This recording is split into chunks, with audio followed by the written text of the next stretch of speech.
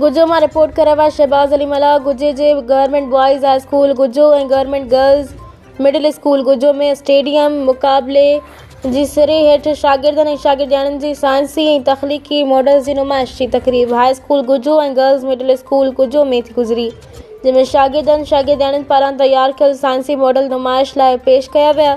इन तक़रीब जो मुख्य महिमान असिस्टेंट कमिश्नर मीरपुर साखरो नबी बख़्श सोलंकी हो, जंहिं शागिर्दनि जे ठाहियल मॉडलनि खे पसंदि कंदे तारीफ़ कई ऐं शागिर्दनि खे नक़द इनाम ॾिना।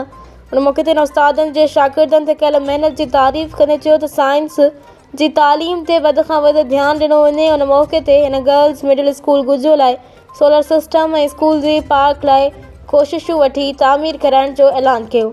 उन मौक़े ते हिन सां DEO secondary Huzoor Bakhsh Khaskheli, deputy DDO Mohammad Hassan Soomro, chairman Laung Jokhio, Fahad Zeeshan Palijo, PP अॻवाण उर्स मल्हा, एडवोकेट वकार मेमण, सहाफ़ी गुल मोहम्मद सुमरो ऐं ॿिया मौजूद हुआ ऐं शागिर्दनि खे तारीफ़ी सनदूं ॾिनियूं वयूं।